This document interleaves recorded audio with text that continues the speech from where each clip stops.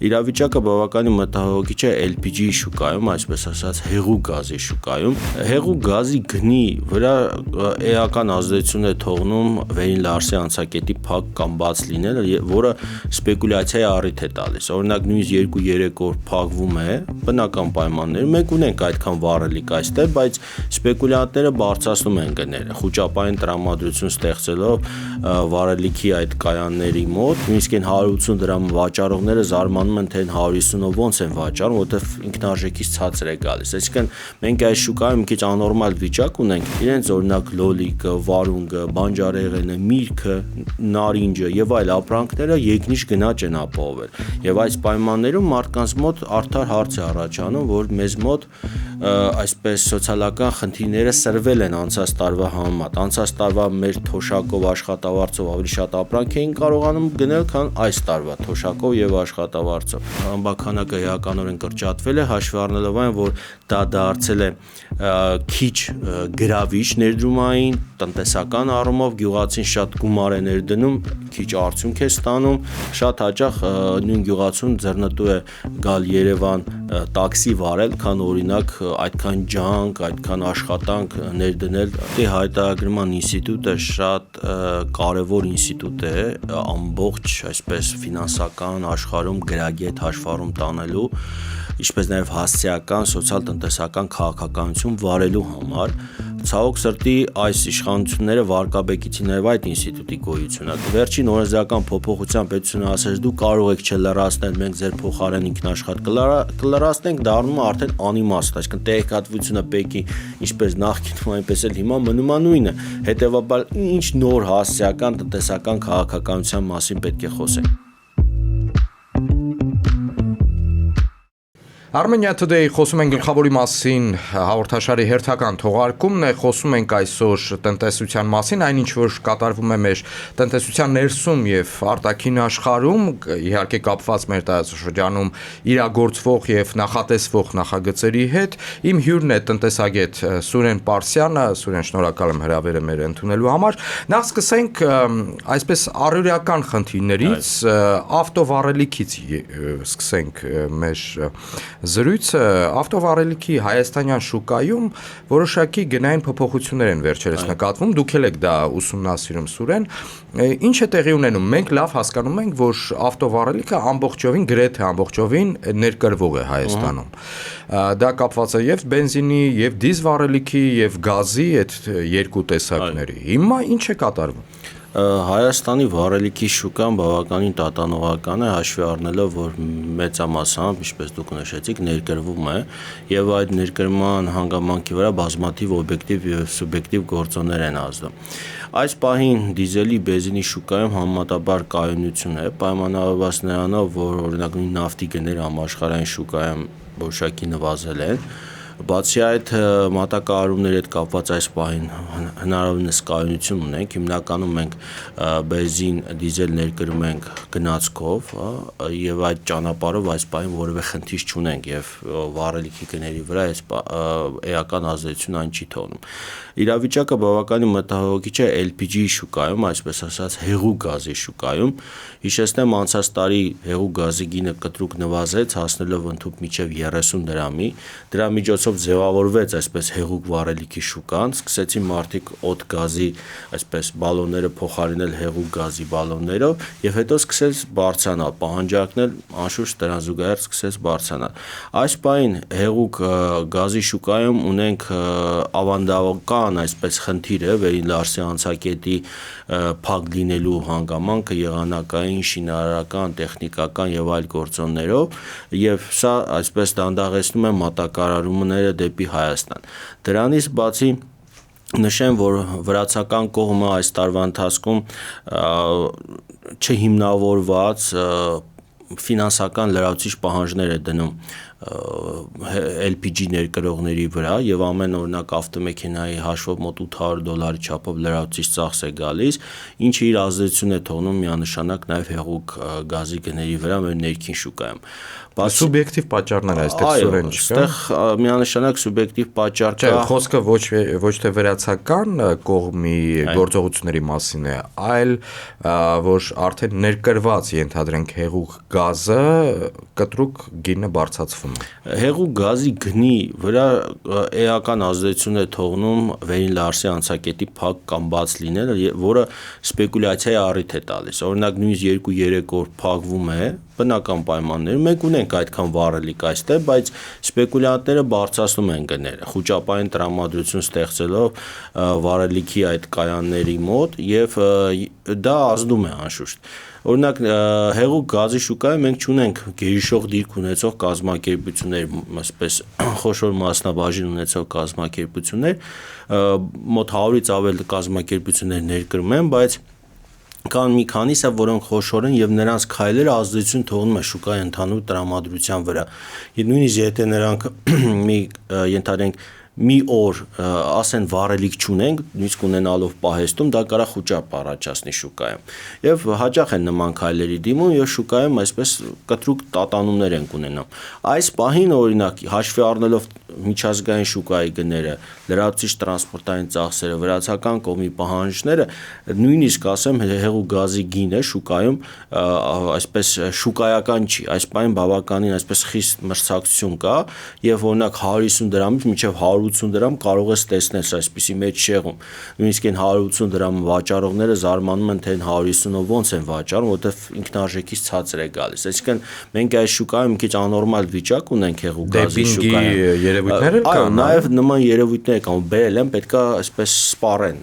որ իրենց վրա չմնան, դա էլ է այսպես խնդիր հեղուկ գազի շուկայում, որ որքան շուտ են իրենց տարաները դատարկում, այնքան հաջորդ խմբականակի հեշտությամբ կարողանան իրենց մոտ տեղավորեն։ Եվ այս գործոնները ազդել է նրան, որ շուկայում բավական այսպես աննորմալ այսպես գներ են ունենում, հաճախ կտրուկ տատանումներով, կարող է հասնել ընդհանուր մինչև 250-270 նորից իջնի ներքև։ Սա պատճառը կանում է նրանում, որ մենք բավարար քանակությամբ կարողություններ չունենք, որ այստեղ կարողանանք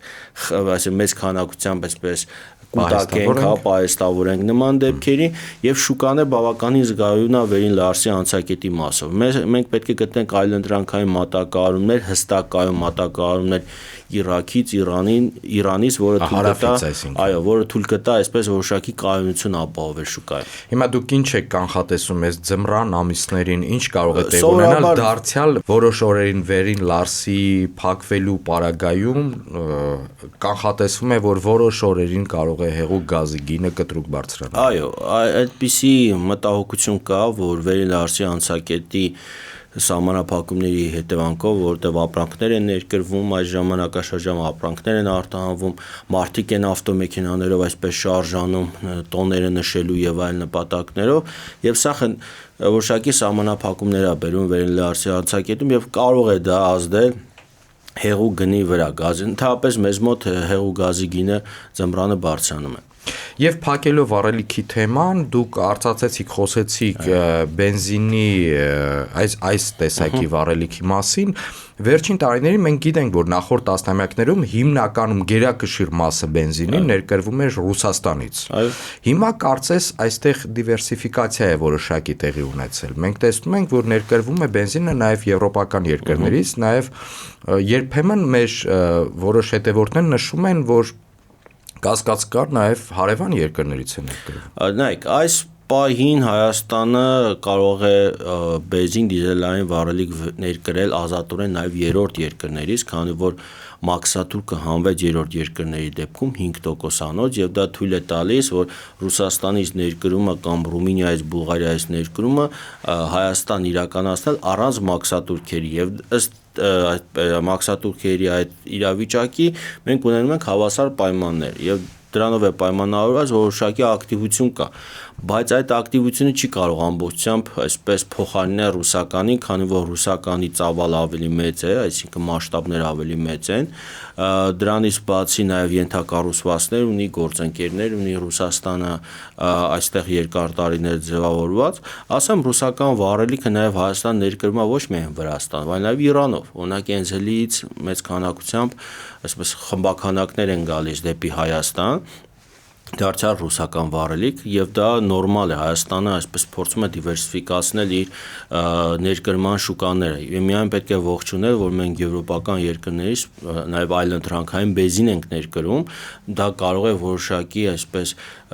զսպել հավասարակշռել մեր շուկայում տատանումները Եվ բենզինի վերաբերյալ եւս մեկ ենթահարց մենք գիտենք ենթադրենք Ռումինիան եւ Բուլղարիան դե որպես այդպիսին նավթ չունեն բայց ունեն նավթավերամշակող խոշոր գործարաններ եւ այդտեղից է փաստորեն Ռումինիայի պարագայում Ռումինիան ունի որոշակի քանակությամբ նավ, շատ փոքր քանակությամբ, բայց նավթավերամշակումը կարելի է իրականացնել նաև ներկրվող նավթի միջոցով, ինչպես օրինակ Հունգարիան է անում ռուսական նավթի միջոցով։ Ռումինիան եւս կնավթ ներկրում է արաբական երկրներից եւ այլ երկրներից եւ դա թույլ է տալիս սեփական նավթավերամշակման արտադրությունը պահպանել։ Խորհրդային միությունից Ռումինիան ուներ այդ կարողությունները, կադրերը, այդ հնարավորությունները իրենք պետք է զարգացնեն, այս պահին զարգացնում են։ 90-ականներին մենք նույնպես Ռումինիայից, Բուլղարիայից նավթ բեզին ներկրել ենք եւ հիմա ըստ էության վերականգնում ենք։ Դեռևս ասեմ, որ գնի հետ կապված որոշակի խնդիրներ երբեմն ի հայտ են գալիս, որոշակի այսպես գները թանկ է եւ այլ, այստեղ նաեւ մի կարեւոր հանգամանք կա նաեւ, որ Ռուսաստանից ներկրվող վառելիքի որակը մենք չենք կարող ստուգել, որովհետեւ դա հանդիսանում է ԵԱՏՄ, այսպես երկրի ապրանք։ Իսկ Ռումինիայի, Բուլղարիայի ապրանքի որակը մենք պարտավոր ենք ստուգել եւ այս տարագայում ստացվում է որ կարող է այսպես կասկածելի ռուսական վառելիք կա բայց հստակ այսպես ստուգված ռումինական բուլղարական վառելիք է գալի այս դեպքում կարող է նաեւ որոշակի ծախսերի որակի հետ կապված հարցեր ի հայտ գա շատ օբյեկտիվ ձևով եւ սա այսպես ռուսականին դեռևս այսպես մրցակցային առավելություն տալիս է այս հանգամանքը Եվ անդրադառնանք երկրորդ շատ կարևոր հարցի, որը հուզում է մեր հետևորդներին, խոսքը սննդամթերքի շուկայում տեղի ունեցողի մասին։ Դուք վերջերս օրերս գրեցիք, որ մսամթերքի եւ կաթնամթերքի շուկայում գնային բարձրացում կա, դա ինչի հետ է կապված։ Ընդհանուր առմամբ նշեմ, որ հոկտեմբեր ամսին մենք ունենք սննդամթերքի եւ ալկոհոլային խմիչքների մոտավորապես 5.2% գնաճ բավականին բարձր գնաճ է հաշվի առնելով, որ ընդհանուր առմամբ միջին գնաճը նախատեսել ենք 3%, գումարացանած 1%, այդ գնաճը հիմնականում ազդեցություն է թողնում սոցիալապես խոցելի խմբերի վրա, քանի որ իրենք իրենց եկամտի մեծ մասը ծախսում են առաջին անհրաժեշտությամբ պարեն ապրանք գնելու համար։ Շատ հաճախ, երբ որ մարդկանց ասում են, որ գնաճը ունակ ենթադրենք 3% է կամ 3.7%, մարդիկ ընդդիմանում են, բողոքում են, չեն հավատում, շատ տրամաբանական է, քանի որ այդ գնաճի ցուցանիշը հաշվարկվում է 425 ապրանքների միջին գներով։ Այն դեպքում, երբ որ մարդիկ ամեն ամիս կամ ամեն օր օգտագործում են մի քանի տասնյակ ապրանքներ, իրենց սպառման մեջ, եւ իրենք այդ մի քանի տասնյակ ապրանքների գներով են իրենց գնաճային, այսպես պատկերացումները ստանում։ Եվ ակնհայտ է, որ այդ գնաճային պատկերացումները մարդկանց մոտ ավելի բարձր է, քանի որ իրենց օրինակ լոլիկը, վարունգը, բանջարեղենը, միրգը, նարինջը եւ այլ ապրանքները եկնիշ գնաճ են ապահովել։ Եվ այս պայմաններում մարդկանց մոտ արդար հարց է առաջանում, որ մեզ մոտ այսպես սոցիալական խնդիրները սրվել են անցած տարվա համեմատ։ Անցած տարվա մեր թոշակով աշխատավարձով ավելի շատ ապրանք էին կարողանում գնել, քան այս տարվա թոշակով եւ աշխատավարձով։ Եվ օրինակ նման իրավիճակ ունեն կաթնամթերքի, մսամթերքի շուկայում որոշակի գնաճային այսպես մթնոլորտ, որը կանխատեսելի էր, քանի որ վերջին տարիների ընթացքում խոշոր անասնագլխականներ են կրճատվել եւ խոսքը վերաբերում է կովերի այդ խմբականակը էականորեն կրճատվել է հաշվի առնելով այն որ դա դարձել է քիչ գրավիչ ներդրումային տնտեսական առումով գյուղացին շատ գումար է ներդնում քիչ արդյունք է ստանում աշխատող գտնելը շատ դժվար է այսպես անասնապահությամբ զբաղվող նույնիսկ չեն կարողանում հովիվ գտնել գյուղեր կան եւ այս պայմաններում մենք ունենք գյուղերում կտրուկ այսպես անասնագլխաքանակների նվազում այն գյուղերում, որտեղ 3 օրինակ կարող էր նախիրը լինել, հիմա 1 նախիր հազիվ է ձևավորվում, որովհետև մարդիկ հրաժարվում են անասուն պահելուց, որովհետև չունեն այդ հնարավորությունները կամ չեն ցանկանում, որովհետև շատ հաճախ նույն գյուղացուն ձեռնտու է գալ Երևան տաքսի վարել, քան օրինակ այդքան ջանք, այդքան աշխատանք ներդնել անասուն պահելու վրա։ Ինչը եւ ռիսկային է իրենց համար։ Այո, ռիսկային է, որովհետև կարող է գները կտրուկ իջնել։ Օրինակ նախանցած տարի եւ դրանից առաջ մենք ունեցանք Բելարուսիայից, Ռուսաստանից կտրուկ այսպես տավարի մսի ներկրում մեծ քանակությամբ եւ դա գինը գցեց շուկայում։ Գյուղացիները, որոնք ջանք են ներդրել, աշխատանք են ներդրել, գումար են ներդրել, պետքա մորթեին եւ իրենց ծախսերը հանեին, տակ տվեցին ուղղակի եւ դրանից հետո դա այսպես ապամոտիվացրեց նրանցից շատերին գյուղատնտեսությամբ զբաղվել եւ հիմա դրա արդյունքներն ենք մենք այսպես վայելում ճակերտավոր խմբականակները կրճատվել է, կաթի մթերումը կրճատվել է, դրան զուգահեռ օրինակ կաթի փոշու գինն է բավականին մրցունակ, օրինակ 1 կիլոգրամ կաթի փոշին դա 8-ից 9 լիտր կաթն է։ Եթե համեմատում ես, եթե օրինակ 1000-1200 դրամով կարելի է 1 կիլոգրամ կաթի փոշի գնել, եթե բաժանում ենք 8-ի, 8-ի կամ 9-ի, մոտավորապես տանում ենք 150-ից 160 դրամ։ Այս դեպքում հարցը առաջանում, ինչի պետքա կաթ մթերողը կաթին օրինակ 150-ից բարձր վճարի, եթե կարելի է 1 կիլոգրամ կաթի փոշիով դա այսպես փագի այդ շուկան, այդ մթերումը։ Իսկ մենք ունենք բազմաթիվ խնդիր, այդ խնդիրների հիմքում ընկած է գյուղատնտեսության ոլորտի թեզարգացվածությունը, հին տեխնոլոգիաները եւ շատ կարեւոր է նաեւ պետական սուբսիդավորման պակասը։ Գյուղատնտեսությունը չի կարող առանց սուբսիդավորման այս պայմաններում զարգանալ։ Բելարուսական, ռուսական, իրանական կաթնամթերքը, կաթի փոշին սուբսիդավորվում են պետության կողմից շատ մեծ քանակությամբ։ Եվ ոչ մրցունակ է մեր։ Այո, այս պայմաններում մեր արտադրությունը դառնում է ոչ մրցունակ։ Մենք է պետք է սուբսիդավորենք մեր արտադրությունը։ Նոբելյան մրցանակակիր կա Ժոզեֆ Ստիգլիցը, ինքը նշում էր, որ օրինակ հնարավոր չէ մրցակցել, այսպես չեն կարող մրցակցել երրորդ երկրները զարգացած երկրների հետ, երբ որ զարգացած երկրներում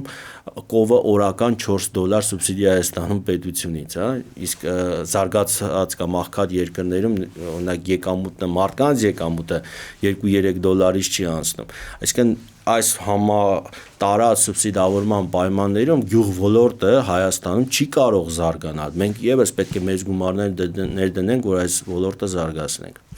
Եվ կարճ անդրադառնանք նաեւ մեր ազգաբնակչությանը, մեր հայրենակիցներին հուզող եւս մեկ հարցին, էլեկտրաէներգիայի շուկայում Հայաստանյան ինչ է տեղի ունենում, Հայաստանի էլեկտրական ցանցեր ընկերության շուրջ այս գործընթացը, այս խառնաշփոթային ինչ որ կա, սա արդյոք կարող է ազդել էլեկտրաէներգիայի սակագնի վրա։ Նախ նշեմ, որ 2022 թվականից մեր էլեկտրաէներգետիկ շուկան ազատականացվել է եւ ոչ միայն ՀԵՑ-ն է վաճառում կամ մատակարարում էլեկտրաէներգիա, այլ նաեւ բազմաթիվ այլ տնտեսվարողներ լիցենզիա են ստացել եւ մատակարարում են։ ՀԵՑ-ի բնական մենաշնորհը կայանում է այդ ցանց ունենալը եւ բաշխման ծառայություններ մատուցելը։ Հետեւաբար, եթե ՀԵՑ-ը խնդիրներ ունեցավ, ապա խնդիրներ են ունենալ նաեւ մատակարարները, որոնք օգտվում են այդ ցանցից։ Նշեմ, որ ՀԵՑ-ի գործունեությունը կարգավորվում է հանրային ծառայությունները կարգավորող հանձնաժողովի կողմից եւ մշտապես կարգավորվել է այդ հանձնաժողովի տարբեր օրենսդրական կարգավորման շրջանակներում եւ այս ընթացքում նույն հանձնաժողովը որևէ այսպես դիտողություն չի արել, որ խորքային, որը էական ազդեցություն կարող էր թողնել համակարգի արդյունավետության կամ կայունության վրա։ Ուշագրավ է այս ՀԵՑ-ի այսպես լիցենզիայի զրկումը իրականացվում է այն հիմքով, որ ՀԵՑ-ը 3-4 տարիների ընթացքում մոտավորապես 50-60 միլիոն դրամի չափով գեր հավաքագրումներ է արել եւ դա որպես հիմք են դրել լիցենզիայի զրկելու համար։ Այն դեպքում, երբ որ այս 3-4 տարիների ընթացքում ՀԵՑ-ը մի քանի 100 միլիարդ դրամի շրջանառություն է արել եւ այդ այսպես գեր հավաքագրումները զամբող 0 քանի տոկոսն են կազմում։ Այսինքն իրենց հայտնաբերած այդ սխալը եւ ընդհանուր ՀԵՑ-ի գործունեությունը իրար համարժեք չեն։ Ակնհայտ է այս ամենի ինչում ընկած է ոչ թե տնտեսական հաշվարկները, այլ քաղաքական կոնկրետ որոշումը։ Հիշեցնեմ նաև արբիտրաժի դատարանը Ստոկհոլմյան որոշում էր կայացրել, որ մինչև գործի քննության ավարտը պետությունը պետք է միջամտի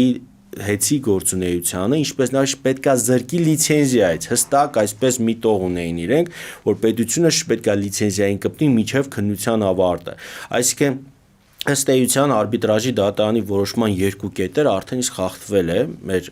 պետական մարմինների կողմից, նախ կառավարման մասով են ամբողջությամբ վերցրել իրենց ձեռքը եւ երկրորդն է լիցենզիայից զրկեցին։ Այս ամենը արվում է 2026 թվականի ընտրությունների ընդառաջ, գաղտնիք չէ, որ հեծը մեծ թվով աշխատողներ ունի, ցանց ունի ամբողջ հանրապետության տարածքում, մշտապես տարբեր իշխանությունների կողմից հեծը դիտարկվել է որպես ընտրությունների վրա ազդող գործոն եւ նրանք էլ փորձում են այդ գործիքը իրենց ձեռքում ունենալ։ 26 թվականի ընտրություններից հետո կարող է իրավիճակը լրիվ փոխվել, այսինքն մենք այստեղ ոչ թե տնտեսական, այսպես կատարելագործման, արդյունավետության ինչ-որ գործընթացի հետ գործ ունենք այզուտ քաղաքական հաշվարկների։ Սա սակագների վրա կազդի։ Այս պահին սակագների վերանայում նախատեսված չէ, նույնիսկ հեծի սեփականատերը իրանք են դիմել, որ կա հնարավորություն նվազեցնել, նրանք հրաժարվել են, նշելով, որ դա էական չի կարող ազդեցություն թողնել։ Կարծում եմ մինչև ընտրություն քիչ հավանական է, որ սակագների փոփոխություն կունենանք։ Եվ անդրադառնանք եւս մի կարևորագույն հարցի, հայտարարագրման հարցին։ Այս համակարգը ներդրվեց, դրա մասին արդեն տարիուկես 2 տարի երկար խոսվեց, կառավարության նիստերում նաև վարչապետ Նիկոլ Փաշինյանն էր խոսում, որ պետք է պարտադիր հայտարարագրման համակարգը սկսի գործել։ Վերջնաժամկետը երկարացվեց տարվա սկզբից մինչև տարվա վերջ, բայց տեսանք, որ տարվա վերջում, կարծես թե արդեն դա պարտադիր չդարձավ, այսպես ասենք, իհարկե հայտարարագրերը լրացվում է այս պարագայում յուրաքանչյուր աշխատող քաղաքացու փոխարեն պեկը իր ունեցած տվյալների հիման վրա։ Քաղաքացին կարող է դա հաստատել կամ ընդհանրապես չհաստատել, բայց այն կա։ Հիմա այս հետ քայլը ինչ է նշանակում եւ ընդհանրապես հայտարարագրման համակարգը մեր նման երկրի համար անհրաժեշտություն, խիստ անհրաժեշտություն է թե ոչ։ Նախ սկսենք, որ եկամուտի հայտարարագրման ինստիտուտը շատ կարևոր ինստիտուտ է ամբողջ այսպես ֆինանսական աշխարհում գրագետ հաշվառում տանելու, ինչպես նաև հասարակական, սոցիալ-տնտեսական քաղաքականություն վարելու համար։ Ցավոք սրտի այս իշխանությունները վարկաբեկեցին նաև այդ ինստիտուտի գոյությունը, քանի որ այդ ինստիտուտի կայացման գոյության հիմքում ընկած էր այն, որ պետությունը լրացուցիչ ինֆորմացիա պետք է ստանա, որի հիման վրա մշակի համապատասխան հասարակական, տնտեսական, սոցիալական քաղաքականություն։ Երբ որ վերջին օրենսդրական փոփոխության պետությունը ասեց դու կարող եք չլրացնել, մենք ձեր փոխարեն ինքնաշխատ կլրացնենք, դառնում է արդեն անիմաստ, այսինքն տեղեկատվությունը պետք է ինչպես նախկինում, այնպես էլ հիմա մնում է նույնը։ Հետևաբար ինչ նոր հասարակական, տնտեսական քաղաքականության մասին պետք է խոսենք։ Նրանք այս համակարգը հեղինակազրկեցին, վարկաբեկեցին ամբողջությամբ, իրենց քաղաքական հաշվարկներից ելնելով։ Մոտ 800,000 մարդ պետք է հայտարարագիր ներկայացներ 2025 թվականի ընթացքում ներկայացրել էին ընդամենը 200,000, նույնիսկ ավելի քիչ։ Ակնհայտ է, որ նրանք մոտ 500,000 կամ 600,000 մարդու նկատմամբ չէին կարող վարույթ իրականացնել, հարկային կանչել, տուգանել, պահանջել եւ այլն, եւ դա կարող էր նրանց քաղաքական այսպես հերթական գործընթացի վրա էական ազդեցություն թողնել, բողոք լինել, եւ նրանք որոշեցին ինքնաշխատ բոլորի համար դա կիրառել։ Ակնհայտ է, որ սա հետ քայլ է նրանց որդեգրած հռչակած քաղաքականությունից եւ հաջորդ տարի նրանք փորձեն այսպես հետ ողորմյա անեն այս գործընթացը, քանի որ ընտրությունները արդեն անցած կլինի։ Նրանք այդ տրամաբանությամբ եւ հաշվարկով են գնում։ Բայց նույնիսկ եթե նրանք փորձեն վերականգնել, արդեն մարդկանց մոտ այդ թերհավատությունը, որ այս համակարգը ոչ մի բանի պետք չի, ինքը ոչ մի բան չի ներկայացնում, կարելի է այսպես փաստորեն բեկը մեր փոխարեն ներկայացնել, մենք ինչու ենք չարչարվում այս ամենի արդյունքում։ Մենք ունեցանք հետևյալ իրավիճակը, որ ներկա պետական այրերը ի վիճակի չեղան այս կարևոր բարեփոխումը իրականացնել, չկարողացան մարդկանց ճիշտ իրազեկեն, բացատրեն համակարգի հնարավորությունները, ռիսկերը։ Մարդիկ մինչև վերջ կարծում են, որ ենթադրենք մեկը մեկին նվեր տալով եւ այդ գումարը հայտարարելով հարկեր են առաջանալու, որը սխալ է։ Իսկ բազմաթիվ սխալ թյուր մարդկանց մոտ տեղեկատվություններ կային, որոնք չհերկվեցին, չկարողացավ կառավարությունը իր ամբողջ պետական ապարատով, հմեկով եւ այլ այսպես լրատվականներով այդ տեղեկատվությունը մարդկանց հասցնել եւ ունեցանք այնինչ ունենք, հա, պետությունը հերթական անգամ ձախողեց կարևոր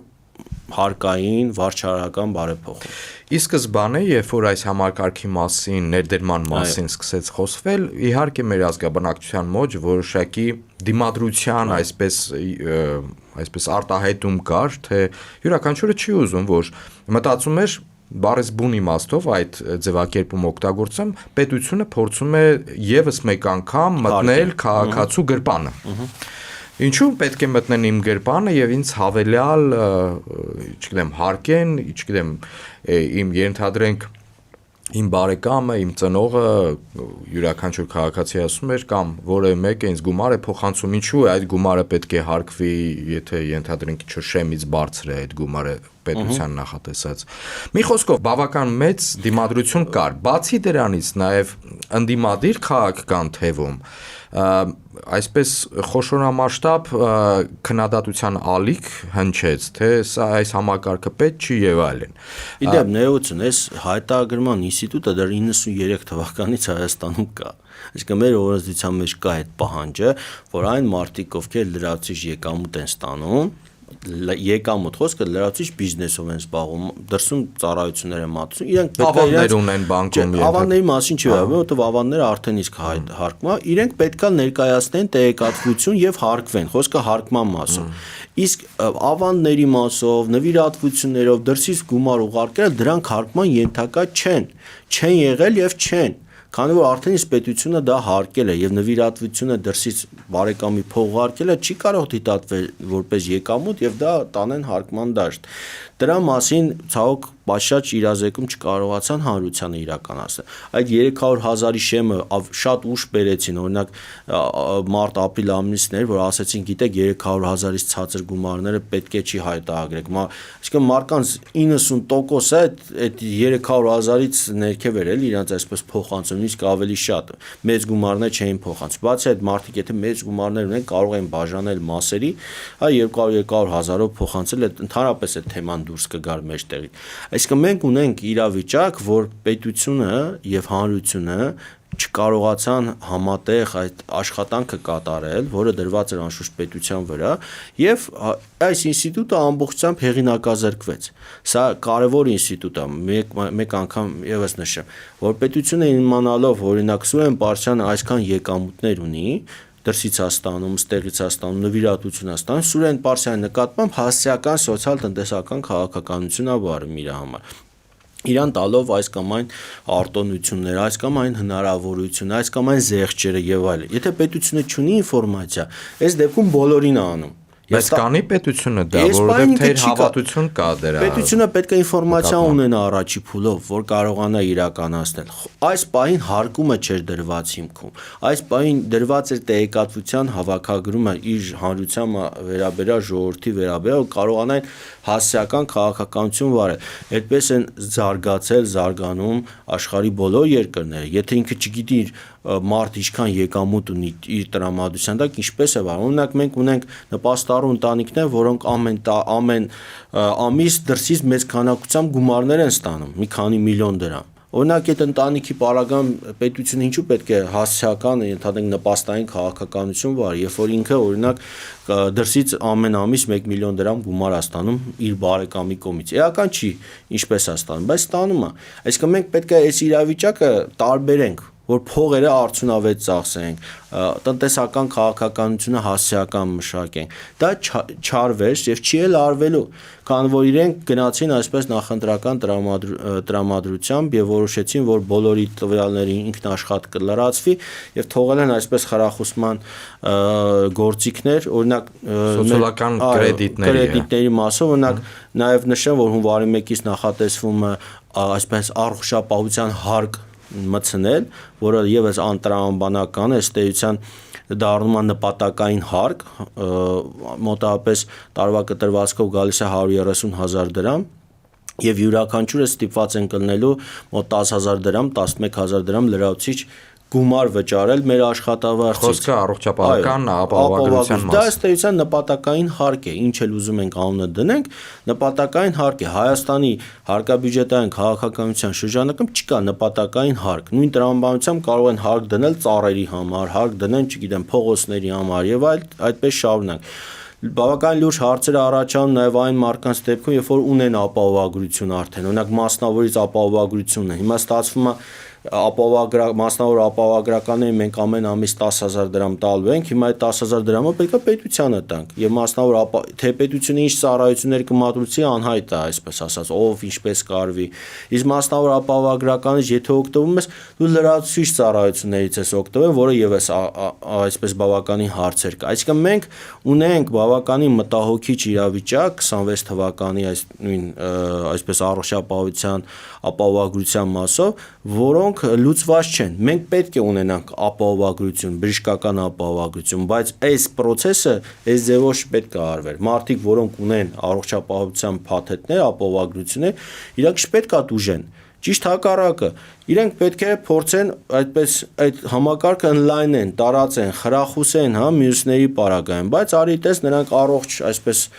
մասը բջիջները որոշում են վերացնեն, այսպես դեռևս անհասկանալի, անկանխատեսելի մի նոր համակարգ են փորձում ներդնեն, որի հետևանքով մեր առողջապահական ինստիտուտները, հիմնարկները գերծանրաբեռնվելու են եւ դրանով բնականաբար լրացուցիչ հարցեր առաջանալու արդեն որակի տեսանկյունից։ Իհարկե տարիներ շարունակ երբ որ խոսվում է պարտադիր առողջապահական ապահովագրության ներդրման այդպիսի համակարգի ներդրման մասին, շատ քննադատություններ հնչել, նույն ապահովագրական համակարգի աշխատողները նշում են, որ այսպես հապշտապ պետք չի անել, նույնիսկ նայելով զարգացած, գերզարգացած երկրների նմանատիպ համակարգերի թերացումներ շատ։ Ներփին կետերը շատ են, ամբողջը պետք է հաշվարկվի։ Օրինակ նույն իրանք նախատեսում են, որ հայտարարագրելու դեպքում դու այդ 11,000-ից 5,000-ը կամ 6,000-ը կարող ես հետ ստանալ, օրինակ նրանք փորձում են նույնիսկ այստեղ այսպես որոշակի խրախուսական մեխանիզմներ դնեն, որ եթե հայտարարես քո եկամուտները 2027 թվականին 26-ի համար, այդ ժամանակ կարող ես հետ ստանալ քո այդ 11,000-ներից ընդհանրենք 5,000 դրամները։ Շնորհակալ եմ Սուրեն մեր հրավերը ընդունելու համար, մեր ունկնդրին եւ ակնդրին եւս մեկ անգամ հիշեցնեմ, որ Armenia Today-ի խոսում ենք գլխավորի մասին հաղորդաշարի հյուրն է տնտեսագետ Սուրեն Պարսյանը։ Ես Դավիթ Հաղաբեկյանն եմ։ Շարունակեք հետևել մեզ։